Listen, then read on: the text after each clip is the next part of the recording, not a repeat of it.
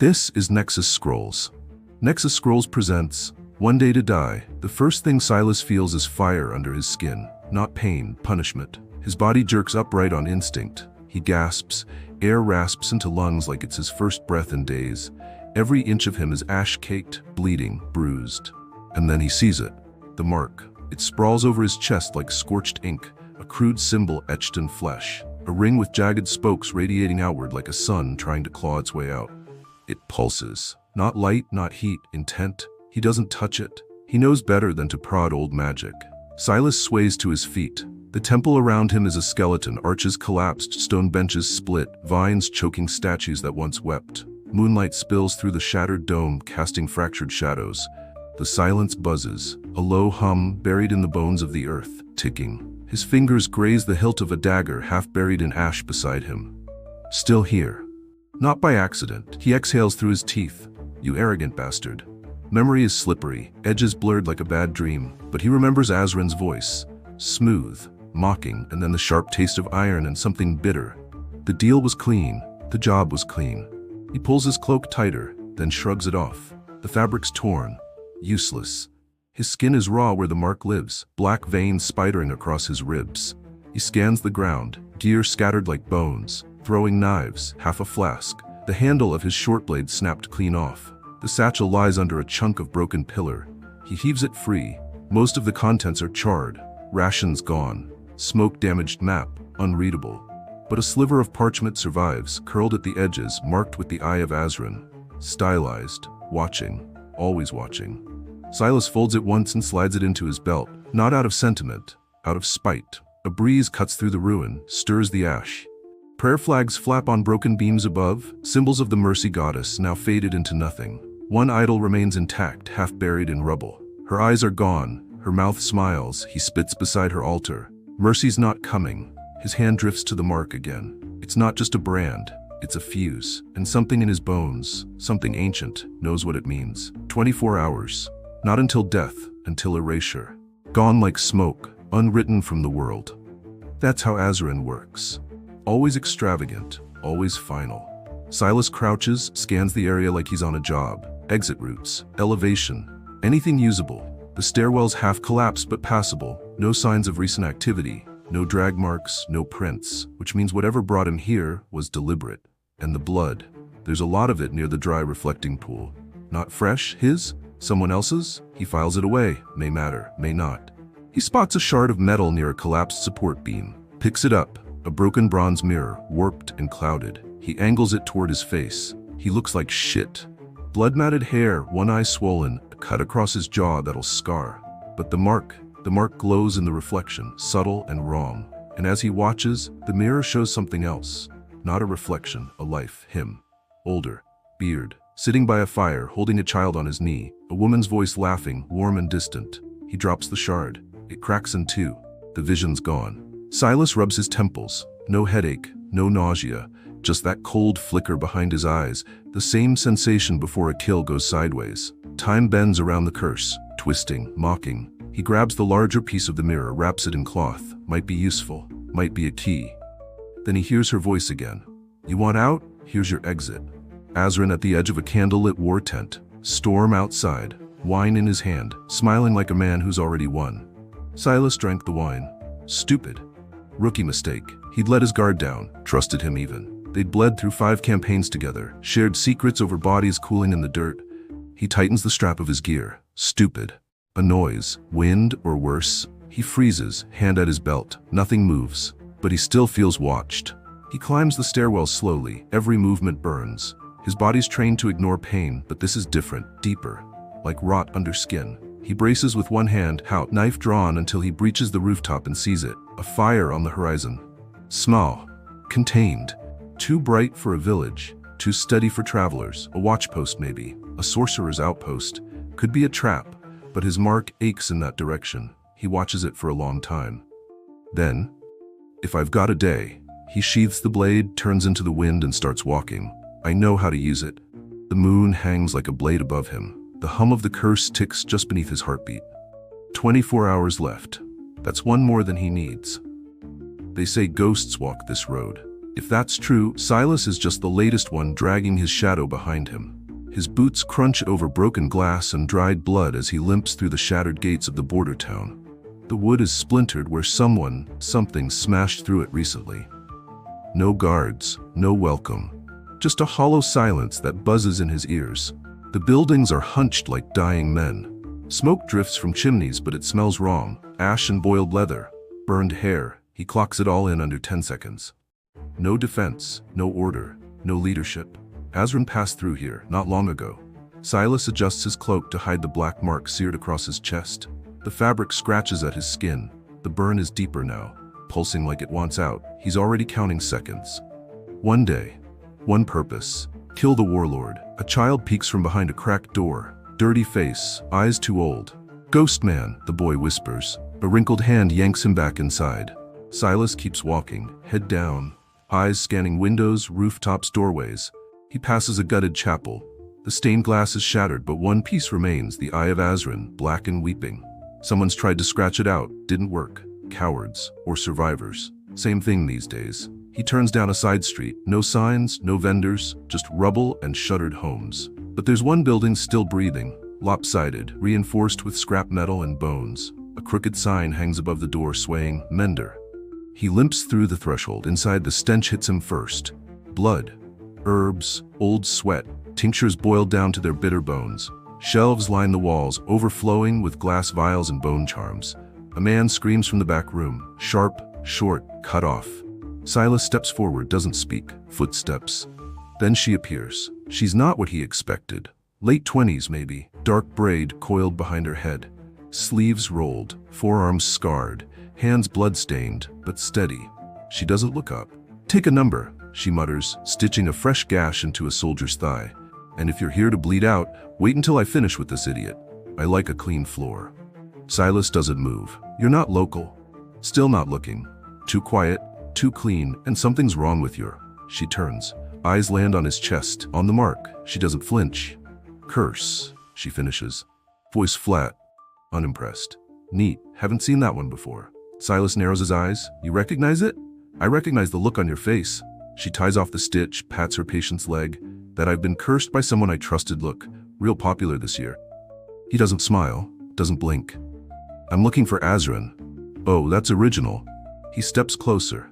I need to know where he went. She picks up a scalpel, an obsidian blade, too sharp, too clean. Sorcery grade, not standard clinic fare. She doesn't point it at him. She doesn't need to. People who go looking for Azran don't come back. People who curse you like that, they don't want you to come back. Silas shrugs. That's the point. Something shifts behind her eyes, just a flicker. Interest, respect, it's gone before he can be sure. I'm Mira, she says. Local plague rat, former sanctuary healer, current survivor, and you. He doesn't answer. Fine, be mysterious, just don't bleed on my herbs. Silas scans the room. Everything is makeshift, efficient. The layout's deliberate, supplies near exits, pressure point tools within arm's reach. She's used to combat medicine, fast extractions, triage under fire. He's seen medics like her before, mostly dead now. What do you know about the mark, he asks. Mira moves to a shelf. Pulls down a small iron tin and a roll of canvas. I know it's old, pre-eclipse sorcery, something that eats time, like a clock that bleeds. Silas watches her hands. Steady, surgical. Her mouth's running, but her body is ready for violence. Why aren't you afraid, he asks. Mira stops, looks him dead in the eye. I'm too tired to be afraid. That curse, you're already dead. I'm just deciding if I care. They stare each other down for a long moment. Neither blinks. He breaks it first. Azran passed through here? She nods. 5 days ago. 40 men. Burned the temple. Took a handful of locals. Left the rest. Standard tyrant playbook. Where's he headed? She doesn't answer. Instead, she unrolls the canvas on a nearby table. It's a hand-drawn map, detailed, coded in field symbols only trained operators would know. Silas steps closer. Recognizes the markings. The ink glows faintly at the edges. You made this. Mira nods. I track patterns, old habit. You served? Sort of. He stares at the mark again. The glowing ink. Sorcerer tracking script.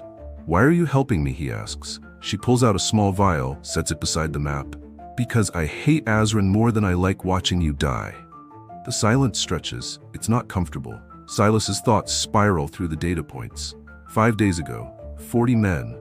Burned the temple. He's moving northeast toward the Black Spire, the fortress built from obsidian and stolen bones. Azrin's fallback point. Fortified, cursed, unbreachable unless you know the cracks. Silas knows them. He built 3 of them. But that was before Azrin put a curse in his blood and called it mercy. Maps accurate? He asks. As of 2 nights ago. Mira pauses.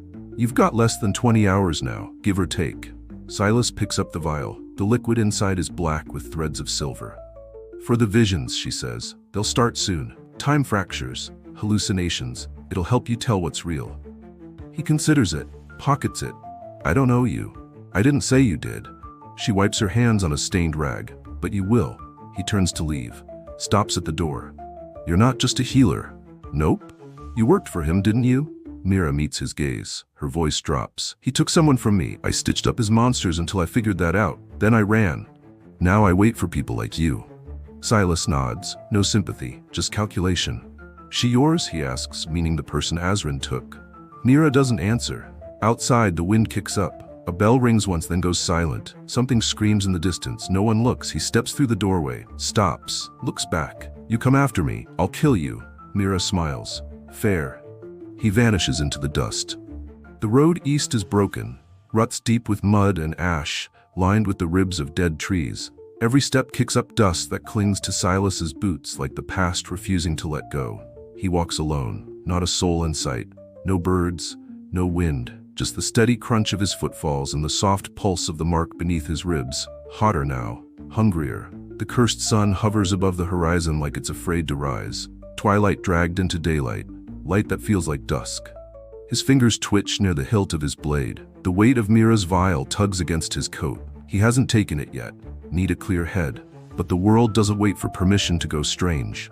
The first shift is subtle. A rustle in the trees. No, not trees. The trees were gone, burned weeks ago. He remembers passing their blackened bones 2 hours back, but now they're tall, green, whole. He stops. The air smells wet, like spring. Birds chirp overhead. A soft breeze grazes his neck. Then a voice. You came back. He turns, and Mira is there, standing in the road like she's been waiting all day. But she looks different. No braid, her face softer, calmer. She's holding a wildflower in one hand. You didn't have to, she says, stepping forward. You could have run. He opens his mouth to speak, doesn't know what words to use. His body hurts like it's trying to move in 2 directions. You still can, she says, and smiles. Silas blinks. She's gone. The trees are gone. The sky snaps back to pale gray. No birds, no breeze. The flower lies crushed beneath his boot, though he doesn't remember stepping on it. His breath stutters, not from fear, from recognition. The curse is stretching, not just killing him, unwriting him, scraping at possibility itself. He walks faster. 10 minutes later it happens again, a flash, bright, then blood. He's on the ground, chest caved in, vision doubled. Above him, himself. He watches a version of Silas raise a blade slick with red. Mira lies behind that version, throat open, still twitching. The other Silas looks up, meets his gaze. You should have listened, the other him says. You let her get too close. Then, black. He stumbles, drops to one knee, dirt in his mouth. His body realigns. No blood on his hands, no Mira.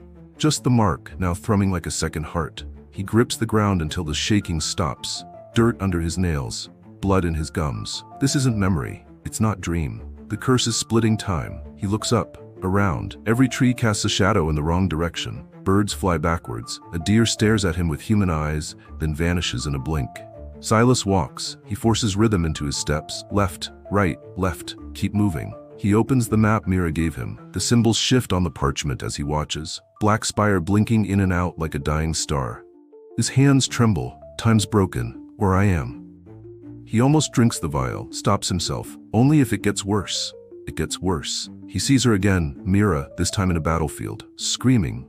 Fire behind her, a tower falling. He watches her burn. Then, he's in the fire. Skin peeling, bones cracking. He screams and wakes up still walking. The road ahead is clear. No fire, no Mira, just silence, and the distant sound of a bell tolling somewhere it shouldn't. He slows, forces a breath through his teeth. Internal. All right, assume nothing. The curse feeds on loops. Disorientation. Need to anchor. He pulls the shard of mirror from his pouch, the one from the ruined temple. Holds it up. His reflection stares back, bruised. Worn, but sane. Then the reflection grins. Not him, not quite. You don't make it, the reflection says. Silas crushes the shard in his hand. Blood leaks from his palm. Twilight again, or maybe it never left. Time feels elastic, reality like parchment soaked too long in water. He mutters names under his breath. Old kills, missions, anchor points, Yurev, Black Hollow, the Chain War, Marrow Pass, Mira. Her name sticks in his throat like glass. He doesn't know what she is yet. A threat, a witness, a tether. He remembers her face in the false vision. Calm, warm. He remembers her throat slit in the other. Both could be true. That's the problem. He reaches a ridge. Looks down on a valley, burned village in the distance, smoke curling in real time. A ruined bridge, charred wagons. This is real. He remembers this from the maps. He drops to a crouch, checks gear, inventory intact. The mark pulses once, twice, then goes quiet. The hallucinations stop. He doesn't trust it. Night falls in a snap. One moment gray, the next black. Stars hang too close. The moon shifts shape when he looks away. He doesn't sleep, just crouches near the edge of the ridge. He marked back to a rock wall, blade across his knees. Internal, one day. That's what I've got. Whatever this curse is doing, it's speeding up. He closes his eyes, not to rest, just to shut the world off. A whisper cuts the dark. You still think you're the only one cursed? He jerks awake. Mira again. No, not her. A vision. A version. She steps from the dark like smoke. He grabs his blade, points it at her. She raises her hands. Pale light flickers behind her eyes. You're not the only one Azran broke, she says. You're just the loudest. He growls. You're not real. Neither are you. She reaches out, he slashes. The vision shatters like glass. Silas breathes hard, cold sweat down his spine. The trees shift again. Time twitches. But for now, the road holds. He gets up, keeps walking, and doesn't look back. The bones don't lie, they just wait. Silas steps through what used to be a village, boots scraping over a ribcage half buried in ash. Dern Hollow, according to the blackened sign swinging overhead, or whatever's left of it. Mira walks beside him, silent but alert. Her coat's been patched 3 different times, all in places you wouldn't survive a wound. She's either lucky or stubborn. Probably both. Probably dangerous. The road curves through what once was a square. Now it's a pit of scorched earth and broken stone. Houses have collapsed inward like they were sucked dry from the inside. The wind carries dust and the faint scent of burned teeth. Silas clocks details automatically. No scavengers, no crows, no rot. Just bones, picked clean and organized, piled in symbols, altars, runes. That's not time or animals. That's deliberate. Azran passed through here. He didn't just destroy this place. He rearranged it. Stay close, Silas says, though Mira hasn't drifted. Not once. We're being watched. She doesn't answer, just steps beside him, scans the rooftops, the well, the trees. Her hand flicks to her belt once, then rests there. Blades? Vials? Spells? He's still not sure. The well at the town center draws his eye. It's been wrapped in rope and charred cloth, something vaguely ceremonial, like a corpse dressed for its own wedding. Symbols are scrawled around its base in a language older than war.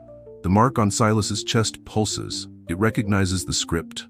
That's enough. He moves to the well, crouches, touches the stone. The air folds inward.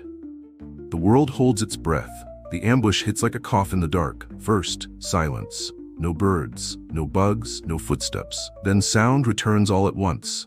A snap of bone, a grinding of teeth, a skitter of something crawling from beneath the wellstone. Mira draws a blade with one hand, a vial with the other. You had to touch it. Wouldn't be cursed if I made good choices. From the edges of the village they come. Husks. They rise out of the earth, climb from the well, push open doors that should be too brittle to hold weight. Not fast, not slow, just inevitable. Each one different. Limbs twisted, armor fused to muscle, some dragging molten weapons that glow with red runes. Their eyes burn blue, mouths don't open. They hum, a low, shared tone like a funeral dirge heard underwater. Silas draws steel. The blade is old, notched, trustworthy. His heart beats once, twice. Then he moves. The first husk lunges. He sidesteps, drives the blade up through its jaw into the skull. The flame in its eyes extinguishes. It collapses in silence. No blood, just dust. The second comes from behind. Mira hurls her vial. Glass shatters. Liquid ignites into a short, screaming flame that sticks to the husk's face until it drops. They don't speak. Don't scream. They just die, if you do it right. 5 more circle the well. Silas takes 2 with precise strikes, tendon, neck, heart. The third catches him in the ribs with a shoulder check that knocks breath from his lungs. He rolls, comes up slashing. Steel bites bone. A splash of glowing ash paints his arm. Then the hallucination hits. Not a fade, not a flicker, a snap. He's standing over Mira, sword buried in her chest. Her lips move, no sound. Behind him he sees himself, face hard, eyes cold. The other Silas pulls the sword out, lets her fall. Silas blinks. He's still standing, still holding his blade. Mira's yelling something. He can't hear it. Everything blurs. The husks move like puppets underwater. The world tilts. Silas shakes his head, tries to breathe. Focus. Focus. You are not in control. That's the curse. That's the point. One husk grabs him by the throat. Its fingers crush in. He blacks out. Wakes half a second later, Mira above him, a knife buried in the husk's eye. "You're welcome," she says, hauling him to his feet. He coughs, spits dust. "Next time I'll ask nicer." Then 3 more rise. They're surrounded. Mira drops her cloak. Her hands glow, but not fire, not warmth. Cold light the color of dying stars. Her eyes flood black. Her lips move, but not in a language Silas knows, not even a human language. Her voice is two-toned, hers and something older layered beneath. The air shivers. Her shadow splits into 4. Each one moves independent of her body, dragging claw-like arms across the ground, clawing toward the husks. When they touch, the husks collapse. Not in pieces, just gone, like they were erased. The sigil at the well glows once, then burns out. Silence returns. Silas breathes hard, sweat on his forehead, blood in his mouth. Mira lowers her hands, her shadows slither back under her. Her body stumbles just slightly like a puppet with its strings cut too quickly. Silas doesn't sheath his blade, not yet. "That was supposed to be impossible," he says. Mira wipes her face. It comes away red and black. "So are you." The square is littered with bones and fragments. None of it feels real. It is real, but the air still smells wrong, like burnt copper and lilies. Mira sits on a broken step, pulls out her flask, drinks. Silas leans against the well, wraps a bandage around his ribs. Every movement sends echoes of pain up his spine. "You almost killed me back there," Mira says. "You were never the target." "Didn't look that way." He says nothing. She hands him the flask. He takes it, drinks. It's bitter. Has bite, probably not just alcohol. "I trust you," she says flatly, "for now." "That's a mistake. You're full of those." They search the fallen husks. Most carry scraps, fragments of armor, half-melted weapons, bones that aren't theirs. One wears a sigil plate, black spire guard. Silas prees it off. Behind it, tucked in a slit of hide, he finds a note. It's folded, sealed with ash wax, unmistakable, Azran's seal. The all-seeing eye burned in. He breaks it. The note's short, written in cipher. "So close, Silas, I wonder what you'll do when the loop breaks." No location, no plan, just a message. Azran knows he's coming. Silas reads it twice, memorizes it, burns it with a match. He's not running, he's watching. He wants me to see this. Mira watches him, says nothing. Later, as they leave the square, Silas glances back once. The well is quiet. The bones are still, but the mark on his chest is pulsing again, slower, heavier, like a countdown reaching its midpoint. He doesn't tell Mira, he doesn't need to. She already knows. The fire gives no warmth, but it's the only thing either of them trust enough to sit beside. It crackles low between them, a flickering line in the dirt that holds the night at bay.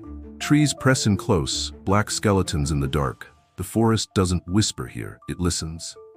Silas sharpens his blade with slow, practiced strokes. The rhythm anchors him. Steel against stone, steel against stone. He doesn't look up, doesn't need to. Mira's sitting across from him, hands outstretched to the flame, fingers still smeared with ash and dried blood. She hasn't spoken since they stopped. Neither has he. Silence is better. Talking leads to questions. Questions lead to hesitation, and he's running out of time. The mark on his chest pulses, subtle, steady. Not pain, just presence. A reminder that the clock is bleeding. One day, less than that now. "You almost killed me today." Mira's voice cuts across the fire without ceremony. No accusation in it, just fact. Cold and flat. Silas doesn't stop sharpening. "I didn't. Yet." He grinds the blade slower. Sparks dance across the whetstone. "You hallucinate one corpse, you start seeing them everywhere. I don't blame you." She tosses a stick into the fire. It hisses. "But next time, warn me if you're going to mistake me for one of them." Silas finally looks up. The firelight paints her face and flickers. Eyebrows furrowed, eyes hollow but alert. She's tired. Not weak. just stretched thin like everything else in this God's-damned world. "You didn't flinch," he says, "didn't need to." He lets the silence sit for a beat. Then, "You used Azran's magic." Her jaw tightens. "Yes, you didn't mention that before." He didn't ask. He sets the whetstone aside. The blade is done, sharp enough to cut time in half. "You served him," he says. She nods. "A long time ago, back when he still pretended to be human." That draws his attention. He leans forward slightly. "He pretended?" He smiled, gave speeches, talked about peace and balance, and we believed him. Her voice darkens. "He'd hold your hand with one and steal your name with the other." Silas watches the fire. "You were a healer. I was a servant." Her voice hardens, no trace of shame. "I worked in his inner sanctum. I stitched up his war beasts, administered stabilizers to men who weren't supposed to survive, helped scribe his wardings. Half of it I didn't understand. I thought I was helping build something better." She exhales, looks down at her hands. "I didn't realize what I was part of until he took someone from me." Her tone doesn't break. She says it like a weather report. "Who?" Silas asks. Mira doesn't answer, just stares into the flames. Her eyes don't shine, they don't drift. She's not reliving it, she's reliving past relivings. That's the kind of wound this is, the kind that cauterized itself, left no skin behind. Silas doesn't push, he knows what's on the other side of that silence. It's not healing, it's fuel. He's seen it before, felt it. Azran takes things. That's his real magic, not the spells, not the constructs. It's the removal, the precision of loss, like a scalpel cutting through your reason until only purpose is left. "I don't care who you lost," Silas says, voice like gravel. "I care what you want." She finally meets his eyes. "I want him gone." "Everyone wants him gone, that's not enough. I don't want revenge," she says, "I want to erase him." That, he wasn't expecting. He tilts his head. "You mean kill?" "I mean obliterate." She leans forward, voice soft but sharp. "You kill Azran, his followers scatter. Maybe. You erase him, his name, his sigils, his echoes, and they vanish screaming." He watches her carefully. "This isn't grief, this is doctrine. Something formed in the aftermath." "You didn't come after him before," Silas says. "I didn't have the means. And now? I have you." Silas doesn't respond. The fire crackles. His blade catches the light. The edges of trust are sharp, and Mira just pressed her hand to one. He thinks about leaving. Quietly, no threat. Just walk into the woods while she sleeps and never look back. But he doesn't. Not because he trusts her, because she's useful. And if she's telling the truth, she's more dangerous to Azran than any blade. She reaches into her coat and tosses something across the fire. Silas catches it. A charm, rough carved bone tied with dark cord. "What's this?" "Ward, against hallucinations, or bad dreams, or both." He turns it in his palm. Doesn't feel magical, doesn't feel anything. "So it's a lie. Aren't all the best ones?" He pockets it. Doesn't thank her. "You think revenge ends with a kill," Mira says, pulling her knees to her chest. "It doesn't, it lingers, it eats you after." "I'm already eaten," Silas mutters. They don't speak again for a while. Above, the stars are faint. The trees shift slightly in the wind, branches groaning like old bones. Somewhere far off, an animal cries out, cut off mid-note. Silas lies back, one hand on his weapon, the other resting on his chest, over the mark. It's colder tonight, or maybe he's just closer to the edge. Internal, she thinks this is about meaning, about revenge. She's wrong. This isn't about what Azran took, it's about what Silas refuses to give. He glances over at Mira. She's wrapped in her coat now, face half lit by the dying fire, mouth slightly open in sleep or a very good imitation. He watches her for a few seconds longer than he should. If she turns on him, he'll kill her. If she doesn't, she might be the only reason he makes it to the end of this cursed day. He closes his eyes. The fire keeps burning. The wind keeps whispering. And the mark keeps ticking down. The fortress breathes. Black spire rises like a wound on the mountainside, its spires twisting into the clouds like claws. No guards patrol the walls, no war horns sound. But every inch of it feels alive, as if the stone remembers blood and is hungry for more. Silas crouches behind a jagged outcrop, fingers resting lightly on the hilt at his hip. Wind claws through the pass, cold and sharp. The mark on his chest pulses in time with his heartbeat. Slower now, heavier, like it's counting down. The fortress hasn't repelled him. It's invited him. That's what worries him most. He exhales, slow. "You always liked theatrics." He doesn't wait for an answer. "There won't be one. Not yet." He moves. There's a breach in the outer wall, ancient, fractured during some long-dead siege. It's been poorly sealed with melted stone, barely held together with cursed sigils, not meant to keep anyone out. Silas presses his palm to the mark carved into the rock. It sizzles against his skin. Recognition.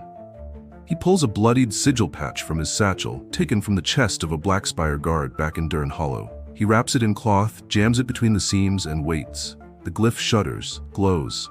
Then the rock peels open, like a mouth split too wide. He slips inside. The hall is silent, dark stone. Red runes glow faintly beneath his boots, bleeding light across warped tile. He doesn't run, doesn't sneak. He walks. He knows Azran is watching. The first construct comes from the wall, part statue, part flesh. A face carved from marble, limbs stitched from armored corpses. It swings a massive blade at Silas's neck. He ducks, drives a dagger into its knee, shatters the joint, it buckles. He rolls forward, slashes the throat. Black ichor spurts like oil. One down. Another comes from the ceiling, two more from the floor. They don't scream, they don't feel, just move. Silas fights like water, cutting angles, not strength. One feint, two stabs, a pivot. He slides a poison capsule across the floor. One construct steps on it. Metal corrodes, bone snaps. He breathes, hard and shallow, bleeding from the forearm, shoulder pulled, doesn't stop. The next chamber is a puzzle box of blood. Circular. No doors, just walls slick with something warm, symbols pulsing in time with his chest. He walks the circle. The mark on his chest responds, tugging, aching. Then, pain spikes behind his eyes. He's elsewhere. No time to blink. A mirror version of him steps forward, eyes hollow, blade drawn. Silas doesn't hesitate. He lunges, steel on steel, memory on muscle. They move the same, strike the same, think the same. But Silas fights to end it. His blade cuts the double's throat. It bursts into ash. The room shudders. The wall melts away. He's 20 minutes older. His side bleeds. He doesn't know how. "Don't stop now," he mutters. "We're almost at the edge." The next space is worse, a courtyard garden, if rot can garden. Trees of bone and dead flesh, vines of hair and sinew. The sky above is painted, glass dome showing stars that pulse with Azran's rhythm. The beasts come from the roots, shadow-born, wolf-shaped but wrong. Too many joints, eyes that never blink. He lights a sunglass vial. Mira's last gift. The flash burns like day. Two beasts scatter. One leaps. He twists midair, drives a short blade into its heart, but a second catches his side. Teeth rake across his ribs. Blood flows. Silas slams a second vial into its mouth. It dies screaming. He leans against a dead tree, panting. The mark pulses harder. It burns now. He breathes through the pain. Still time. Still a chance. He moves on. The Hall of Echoes whispers his sins. The walls are mirrored obsidian. His face stares back, older, younger, broken, victorious. Each echo speaks. "You let her die. You followed him too long. He gave you power. You turned it to rot. You never left the war. You were the war." He doesn't slow, doesn't look. Then one echo doesn't speak, it screams. Mira's voice, shattering. He stops. The mirror shows him, blade through her chest, her eyes wide, betrayed. He staggers. "No," he whispers. The mark surges. He drops to one knee. The pain crashes like thunder. Then, silence. He forces himself up. Every muscle shakes, keeps walking. The last hallway is black flame and humming glass. Then Azran speaks. His voice slides through the air like oil. "Well done, Silas, truly." Silas doesn't reply. "You made it, as you always do." The mark pulses. Azran chuckles. "What will you do now? Kill me? Is that how this story ends?" Silas growls. "It ends with your body broken." "You've said that before." The chamber opens. Azran's sanctum is a cathedral of obsidian. Pillars rise like fangs. A throne of bone and steel sits at the heart, bathed in red light. Azran stands beside it, tall, robed in shadows, face hidden behind a mask of mirrors. "I made you." Silas walks forward. "And now I'll unmake you." Azran spreads his arms. "Come then." The fight is fast. Steel meets sorcery. Silas is faster. He dodges a bolt of black light, cuts Azran across the chest. The warlord reels. Another strike. Silas's blade buries deep into Azran's heart. The mark flares. Azran collapses laughing. "Still don't get it." Silas breathes hard, kneels beside him. Azran's blood steams. "You always kill me, every time." "What?" The mark explodes. Light, heat, pain. Silas screams and dies. Darkness, no pain. Then, breath. Eyes snap open. He's in the forest, before the fortress, before the assault. The mark is fresh again. Time? Reversed? No. Looped. He gasps, staggers. No. And behind him a voice. Mira's. "Welcome back." Silas drives the blade toward Azrin's heart, and time doesn't stop, it just forgets how to move. The sanctum is firelit obsidian. Pillars stretch into darkness. The air is thick with the stench of metal and blood, humming with ward magic that scrapes at the skin. Azrin stands before the throne, cloaked in red and shadow, mask cracked along the jaw. His breath is steady, composed, as if none of this matters. Silas limps forward, dragging his blade through a smear of his own blood. The gash in his side leaks warmth down his thigh. He can't feel his fingers, his left eye swelling shut. He's dying, but not fast enough. The mark on his chest pulses, glowing through the fabric of his coat. It knows the end is near. Azrin spreads his arms. You made it, again. Silas doesn't speak. The words would cost too much breath. How many times is this now? Azrin asks. 7? 12? Hard to keep track. Silas keeps walking. I hope it's not more than 13, Azrin continues, almost conversational. That's where it gets messy. Silas breaks into a run. They meet in a clash of steel and sorcery. Azrin raises a wall of force. Silas crashes through it with sheer momentum, blade first. Sparks fly. Blood spatters the floor. Azrin is quick, too quick for a man in his 50s. But his movements are rehearsed, predictable. His spells burn wide, theatrical, designed to terrify, not to end a fight. Silas ducks a blast of violet flame, slides under a sweeping curse, rakes his dagger across Azrin's hip. The warlord grunts, stumbles back. He bleeds like anyone else. Azrin counters with a kinetic burst. Silas slams into a column, ribs cracking on impact. He coughs, blood. Keep moving, keep cutting, get close. Silas lunges again. Azrin raises a blade of his own, made from shadow and memory. They clash, lock. Face to mask. You were always my finest, Azrin says, but you never understood the point. Silas grits out, the point is your corpse. He pivots, drives his knee into Azrin's gut, slams his forearm across the mask, shattering it. Azrin's face is older than it should be, tired, faintly amused. Then, Silas plunges his dagger into Azrin's chest. The blade sinks deep. Azrin stiffens. Breath hitches. Silas drives it into the hilt. He twists. For one impossible second. Victory. But then everything breaks. Time fractures. Not stops, fractures. The room flickers like a dying candle. The light shifts color, then reverses. The pillars bend, ripple, shudder. Silas staggers back, still gripping the knife, but Azrin is already fading. Not collapsing, erasing. No, the throne cracks apart. Mirrors bloom along the walls. Each one shows a different moment, a different version. Silas bleeding out in the entrance. Azrin standing alone at the throne. Mira's body crumpled beneath his blade. Silas clutches at his head. The mark flares, white hot, pulsing faster and faster. This was supposed to be it. This was the end. He screams, but no sound comes. Azrin speaks, voice disembodied now, everywhere. Every time you reach me, you forget. And every time you kill me, you lose yourself faster. Silas falls to his knees. His body is unraveling. Veins glow through his skin. His hands tremble. The blade disintegrates in his grip, molecule by molecule. I didn't curse you to die, Silas, Azrin says softly. I cursed you to try. The walls fall away. The mirrors shatter. There's nothing left but light and the slow, relentless beat of his heart. Then that too stops. Silence, no thoughts, no pain, no sensation, a death deeper than dying. Until a gasp. Silas jolts upright. Cold air in his lungs, dirt under his palms. Trees overhead, gnarled and familiar. He's back in the woods, before the fortress, before the fight. The fire's out. Mira's bedroll is still rolled. The morning fog hasn't lifted yet. He scrambles to his feet, panting. His chest heaves. He yanks his shirt open. The mark is fresh, new. Time is reset. No. Footsteps crunch behind him. He turns, blade half drawn. Mira steps into view, calm as smoke. She looks him over, sees the panic. Doesn't flinch. You died, she says. Silas doesn't answer. And now you're here. Still silence. She lifts her chin, voice level. You're not on your last day anymore. His jaw tightens. His hands tremble. What did you do to me? Silas wakes with dirt in his mouth and fire under his skin, and the same marks seared into his chest. He jerks upright. The forest spins. Cold air burns his lungs. The trees are familiar, twisted, backlit by early dawn. The ground is dry. No blood, no sword in his hand. His ribs ache, but there are no wounds. The mark pulses, sharp and clean, like it was just burned into him. He clutches his chest. I killed him. I saw the light leave his eyes. But the sun is still low in the sky. Too low. He scrambles to his feet, breath hitching. The campsite is intact. His satchel leans against a log.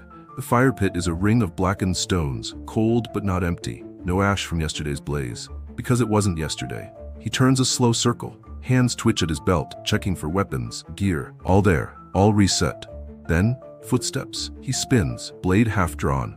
Mira emerges from the trees, unarmed, her coat's damp from morning dew. She carries a water skin, calm, quiet. You made it further that time.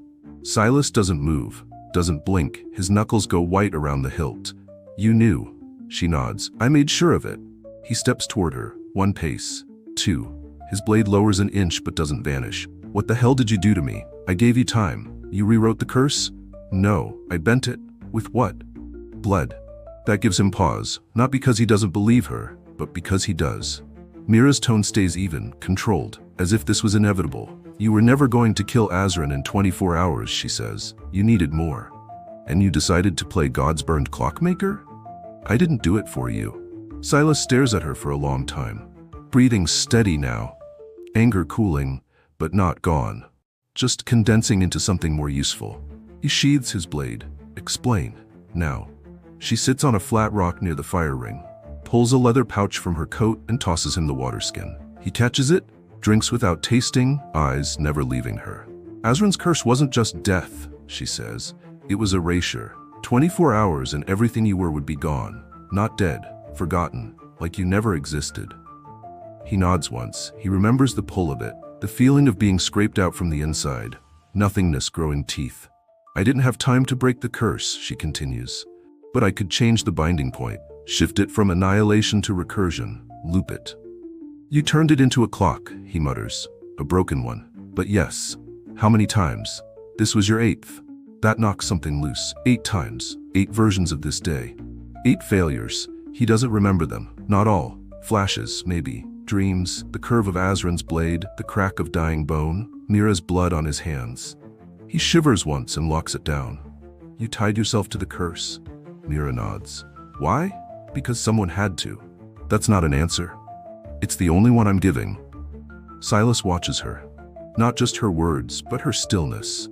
How she sits without flinching, without trying to justify herself. She's not lying, she just doesn't care if he likes the truth. She didn't save me. She tethered me to the ground.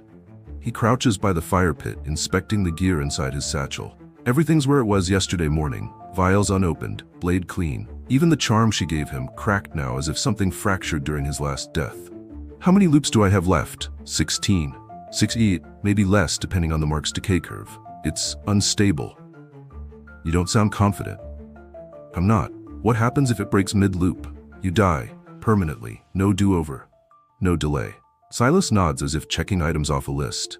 He stares into the cold fire pit, calculating, 8 tries wasted, 16 remaining. Each loop a little harder, a little more distorted. If the curse doesn't kill him, entropy will. And Mira, she's not untouched either. Her voice has a rasp it didn't have before. Her pupils dilate unevenly. She's burning through herself to keep him alive. Then stop failing. You're gonna get slower, she says quietly. Each time, wounds that didn't heal, memories that don't line up. You'll forget names, details. You'll start seeing ghosts in your own head. Then I'll adjust. You'll break. Then I'll break smarter. Mira laughs once, dry. You really don't fear dying anymore, do you? I fear doing it wrong. He stands, tightens his belt, checks his blade, his vials. Faster this time, more precise. Azran's ready, he says. He knew I was coming last time. He knew how I'd strike, means he's watching through the mark, or something linked to it. Then change your approach. Already am. You're not angry? I am. But it doesn't matter, I've got work. And if you run out of time again? He turns his head, eyes flinty. Then I get up again. The air is colder now. Birds begin to chirp. A wind moves through the trees, whispering through the leaves like a voice trying to remember a name. Silas walks to the edge of the clearing. Looks back once. Thank you. Mira raises an eyebrow. 4? Resetting the board. He pauses. Now let's play better. And then he's gone, into the trees, boots silent, movements surgical. Mira stays where she is, watching the place where he vanished. She touches her chest, just over her heart, winces. Then she exhales and waits for the next hour to begin. Silas wakes with dirt in his mouth and fire behind his ribs. He jerks up fast, blade halfway drawn, heart hammering in his throat. For a split second, he expects stone, blood, obsidian walls, Azran's eyes. Instead, trees, cold dawn light, a dead fire pit. The woods again. He swallows, stands too fast, sways, his hands pat across his body in reflex. Chest, no wound. Side, no break. Ribs, intact. The cut he took to the thigh, the gouge in his shoulder, the split lip, gone. But the mark is still there. Still fresh, still pulsing just under the skin like a second heartbeat. The fire pit is cold, but not rained out. No ash from a night's burn. No footprints besides his own. This isn't later. This isn't after. This is before. He turns slowly. The forest feels wrong, a little too still, as if it remembers him, as if it's holding its breath. Then, footsteps, soft, measured. He draws his blade before he sees her. Mira. She walks into view like she's been waiting just beyond the tree line. Damp sleeves, tired eyes, the same crooked braid. She holds a water skin in one hand and a leather pouch in the other. She stops at the edge of the clearing. No surprise on her face, just calm recognition. You made it further that time. Silas doesn't answer. Blade still raised. She tilts her head. You remember then. I remember dying, he says. I remember killing him. I remember the mark burning out. But here you are, and you knew. Of course, he lowers the blade, but doesn't sheath it. What did you do? Gave you another chance. How? I rewrote the anchor. He stares at her. She's calm. Too calm. Like this is a conversation they've had before. You changed the curse? I couldn't break it, she says, walking slowly toward the fire ring. But I found its root. I diverted it. Gave it a tether. A loop. To what? She looks at him. Eyes flat, voice colder. To me. That silences him. He finally sheaths the blade. You bound me to you? I bound the curse to my blood. I anchored it in the hours before your death. So every time I die, time pulls you back. Not all the way. Just far enough. Silas stands there for a long moment. Wind moves through the trees. His breathing slows. His pulse doesn't. It wasn't luck. It wasn't magic. It was her. Her blood. Her price. Why? He asks. Why do this? Because I want him dead. That's not enough. It's enough for me. He watches her closely. She doesn't blink. Doesn't fidget, but there's something frayed around the edges, beneath the calm. Her hand trembles as she sets down the water skin. You risked yourself, he says. Still am. This kind of binding, it decays. I know, it eats the caster. She looks down, her smile is tired, bitter. That's the point. He sits, back against a tree, fingers splayed against the soil, 8 times. He's done this 8 times and didn't remember until now. How many deaths, how many mistakes. He wasn't cursed to die. He was cursed to fail. How many loops do I have? 16, Mira says, give or take. What happens if the curse cracks mid-run? You die, permanently, and I burn out. Good stakes. You wanted more time, she says. Now you have it. Don't waste it. He looks down at his hands. Clean. No blood. His blade sits in its sheath untouched. His gear is exactly as it was the morning they first met. Vials intact, flint unburned, map still folded. Reset. This isn't resurrection. It's restart. And restarts mean mistakes are no longer excuses. What do you remember? He asks. More than I want, Mira says. She sits opposite him now, back to a rock, legs crossed. There's something in her tone, flat but exhausted, like someone reciting a sermon they no longer believe. You've died every way I can think of. Burned, stabbed, torn apart. The second time you slit your own throat to restart early. The 5th, you begged me to kill you before the mark took hold. Silas says nothing. His throat is dry. Last time, she says, you got close. You drove the knife in. I saw it. I felt it. But you were still too late. The curse consumed you before the death could take. Silas closes his eyes. He sees it again. Azran's blood on the throne. The blade in his chest. The mark burning too bright to hold. It wasn't the kill that failed. It was the clock. This loop resets 1 hour earlier each time, roughly. So the further I get, the more I lose. Yes. Good. She blinks. You're not panicking. No, you're not angry? Oh, I'm furious. He opens his eyes. But anger wastes time. He stands, smooths his coat, checks the tightness on his belt, the friction on his blade's sheath. Efficient. Surgical. Azran's watching me through the mark, he says. He knew I was coming. He adjusted. That's why I failed. So what do you do? Be unexpected. He glances toward the mountains. If I have 16 tries left, I won't use them all. He'll think I will. That's the trick. Mira watches him. Her eyes flick to the charm at his belt, the one she gave him. It's cracked down the center now, probably symbolic. What are you gonna do first? Not walk through the front gate, Silas says. He turns to leave. Silas. He stops, looks back. You'll lose things, she says. Each time. Memories, names, pieces of yourself. That's fine. No, it isn't. He meets her gaze. There's no rage there. No gratitude either. Just clarity. Azrin dies. That's the constant. He nods once, walks into the trees, and doesn't look back. Silas doesn't knock this time. The mountain wind cuts hard across his face as he reaches the fortress wall. Same jagged breach, same cursed stone, but now he knows where to step. How deep to cut, which sigil to bleed on.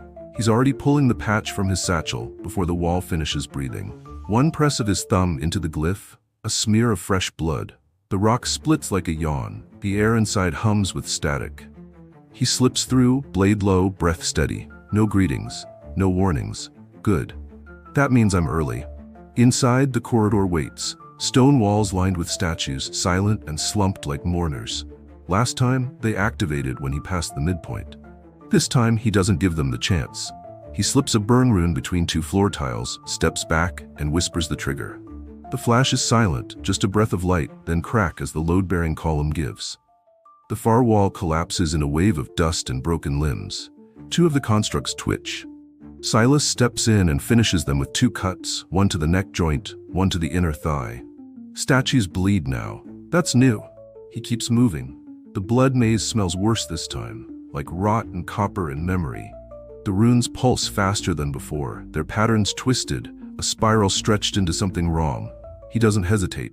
Instead of walking forward, he walks backward, head turned just enough to see the floor. He counts steps, not symbols. On the 5th, he drops a bone chip marked with Mira's sigil. On the 7th, he breathes once, sharply. The door opens.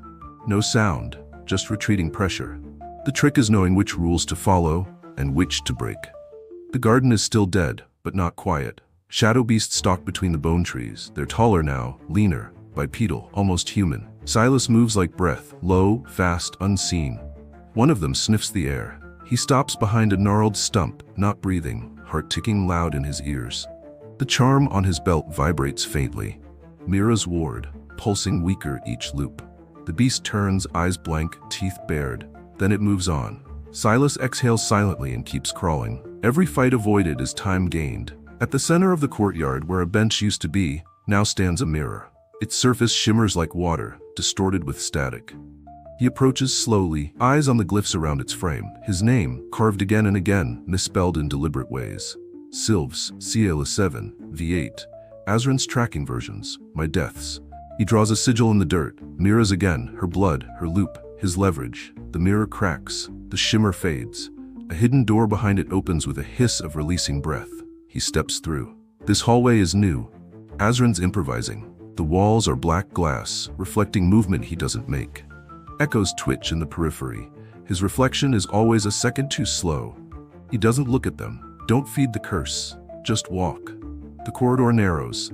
The flame sconces here burn backwards, orange light being swallowed into the wick. Time bends. He feels it in his bones. The mark on his chest pulses, sharper now, erratic. Not pain, disruption. He clenches his jaw, reaches for the vial in his pouch. Doesn't drink yet. Save it. The real fracture's ahead. Finally, the sanctum doors. Black iron, blood-streaked, breathing with heat. Silas places a hand against the seam. It feels alive. He exhales, adjusts the blade at his hip. One vial, one knife laced with Mira's compound, one shot. The mark pulses once, then steadies. He steps inside. The throne room is unchanged. Azrin waits, tall and still as ever, red cloak flickering like fire held in place. His mask is gone. His face is pale, sharp-featured, taut eyes like dying stars. He smiles. You're early, Azrin says. That's new. Silas doesn't answer, doesn't draw yet. He watches, waits. Azrin steps off the dice. Loop 9, is it? He says. Or 10. I lost track. You always talk this much, Silas says. Only when I'm dying. It makes things more interesting. They circle each other, slow. Don't rush it. Learn more. Map the next version while you bleed this one. Azrin's fingers twitch. Magic glows along his forearms. Silas flinches, fakes it. Azrin lunges. Silas sidesteps, drops the poison vial at his feet. Shatter, hiss, burn. Azrin recoils. Silas strikes. Blade cuts across Azrin's ribs. Deep, clean. Blood hits the obsidian floor and sizzles. Azrin snarls. Fires a curse, narrow beam of green flame. Silas ducks, feels it singe the air over his shoulder. He rolls, draws his secondary blade, thin, curved, faster. Azrin charges. They clash. This fight is faster, tighter, like they've done this before. They have. Silas drives a boot into Azrin's knee. Azrin pivots, counters with a burst of kinetic energy that throws Silas across the floor. He hits hard. Bones creak. Vision blurs. The mark flares. He coughs, stands, wipes blood from his mouth. Azrin breathes harder now, face tight, no longer amused. "You're learning," he says. "Good." "You're predictable," Silas replies, "and yet I'm the one who built the maze." Silas feints left, then flings his throwing knife right. Azrin blocks it. Too easy. It explodes. Flash, smoke. Silas closes the gap in the chaos. Blade finds home in Azrin's chest. For a moment, the world stills. The mark pulses one final time, slow, heavy. Then, the fracture begins. The throne room flickers. Azrin fades. Not again. Not this time. Time cracks. Silas screams. Darkness consumes him. Azrin is already smiling when Silas steps into the chamber. He's always smiling. The throne room is different now. Dimmer. Cracked. The walls ripple faintly, like the air's too thin to hold the stone in place. Time stutters in the torches, flames twitching backward before lurching forward again. Every breath feels borrowed. Silas crosses the threshold. The mark on his chest pulses hard once, then goes quiet. A warning. This is the final loop. No reset, no safety net. One last thread to cut. Azrin watches him approach. His red cloak drips ash. The throne behind him is half melted into the wall, its base fused with black crystal, veins of time glow pulsing outward from it like cracks in reality. "You've gotten more precise," Azrin says, voice smooth and low. Less rage, more restraint. Silas doesn't respond. He keeps walking. He's calm now, quiet. His coat still smells of blood and smoke, dried in layers that no fire has managed to cleanse. Azrin's head tilts. "You're not a man anymore. You're just a shadow stretched thin." Silas stops a blade's length away. Shadows still cut. Azrin lifts his left hand. The wall behind him pulses, and a failsafe glyph flares to life, etched in a language that tastes like rust. It ticks, slowly, each pulse faster than the last. "You kill me," Azrin says, "and this whole thing resets. From my version of the loop, one you won't remember." Silas glances at the glyph, calculates. He circles to the right, slow and deliberate. The floor beneath his boots grinds softly. His hand drifts to his belt, past the main blade, past the poison vial. He touches the binding spike. Cold iron wrapped in etched bone, prepared for Mira's sketches, carved with both their names. This isn't about vengeance anymore. This is the end of the system. Azrin doesn't move. "I gave you everything," he says. "Your edge, your name, even your rage. And I used all of it to find your throat," Silas says. Azrin strikes first. The floor cracks. A whip of shadow bursts forward, fast, wide. Silas dives left, rolls, throws his short blade in one motion. It scrapes Azrin's shoulder, draws blood.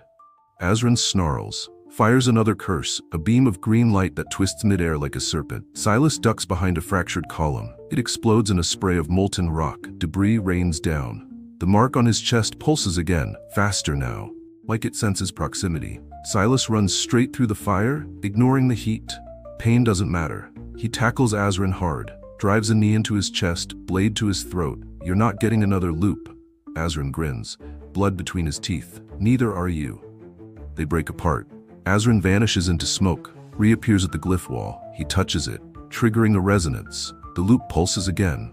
Faster. Silas draws the second binding spike, slams it into the floor, carves the containment glyph around it, fast and sharp. The lines glow crimson.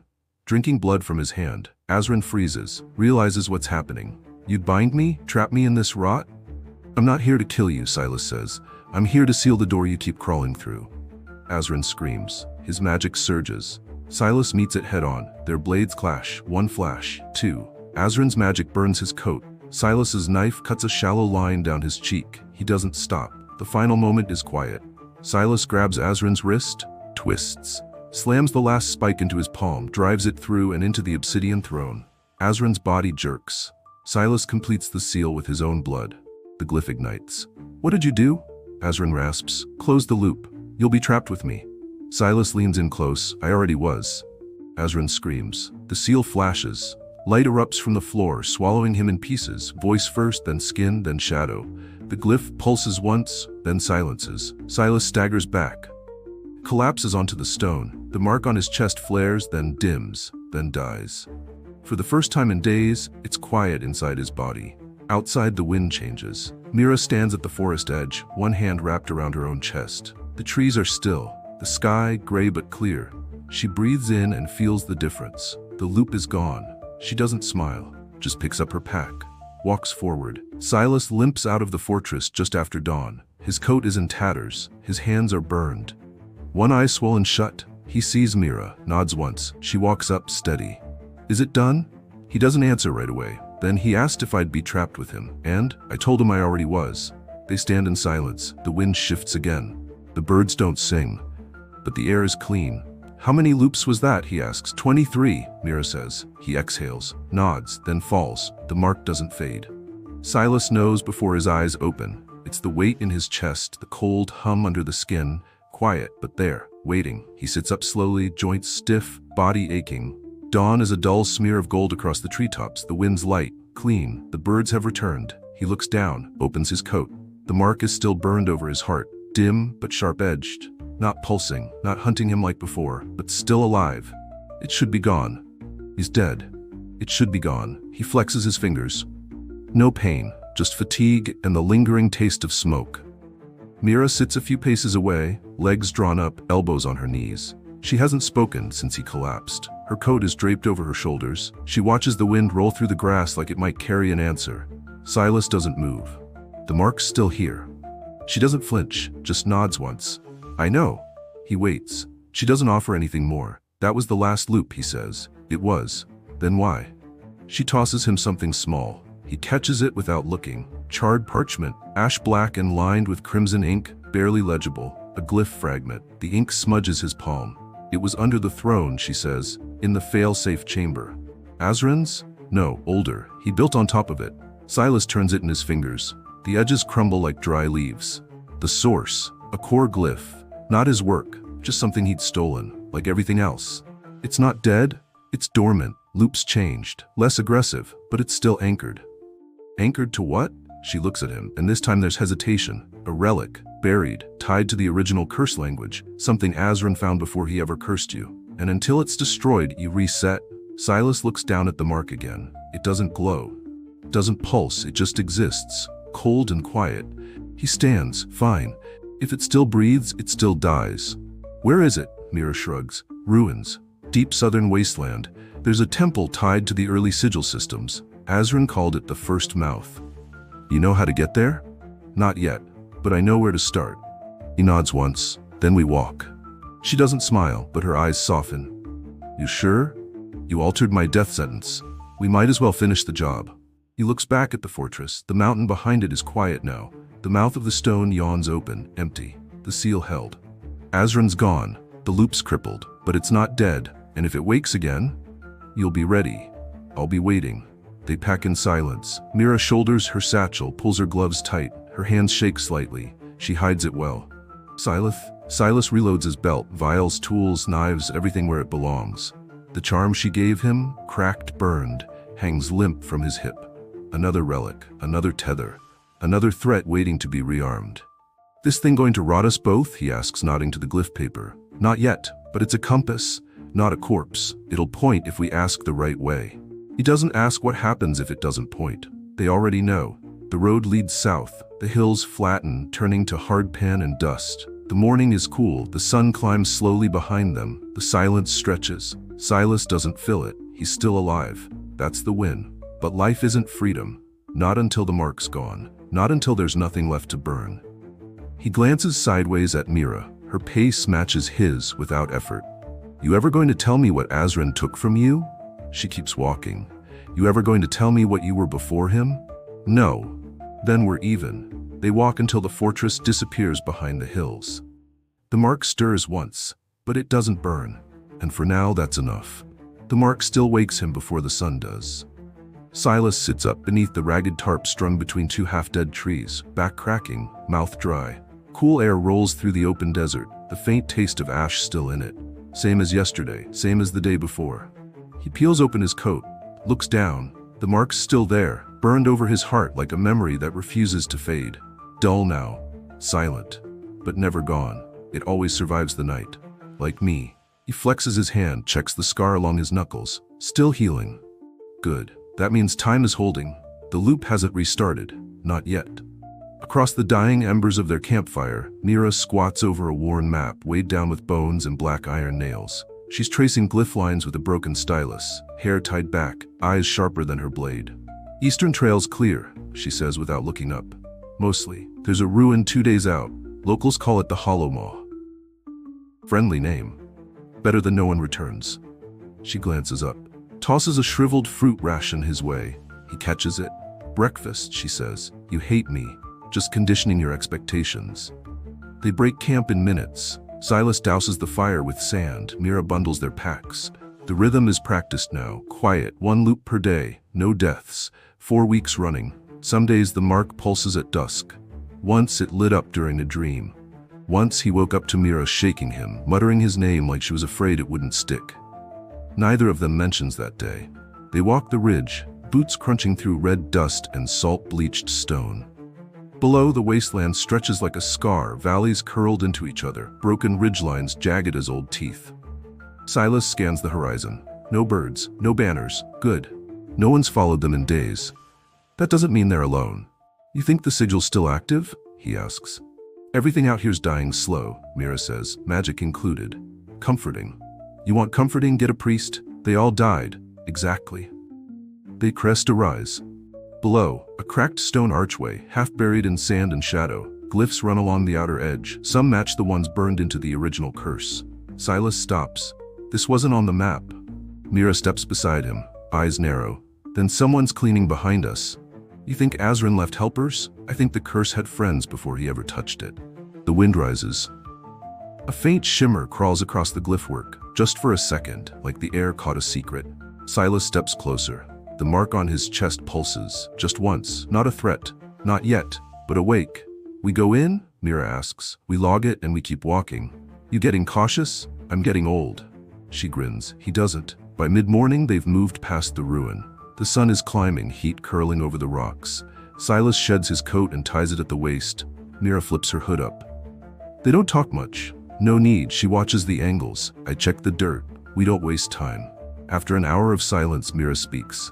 "You ever gonna tell me what Azrin offered you, back when you served him?" Silas doesn't break stride. "No." "Was it power? Mercy? A better death?" "All of the above." She's quiet a moment. "Do you regret taking it?" He snorts. "I regret not killing him the first time." They stop at a ridge for water. Silas drops into the shade of a stone outcrop, rolls his shoulder with a grunt. Mira hands him a flask. "Still think I should have let you die?" He drinks. Doesn't look at her. Still on the fence. "Fair." She sits beside him. Both of them watch the sun crawl higher.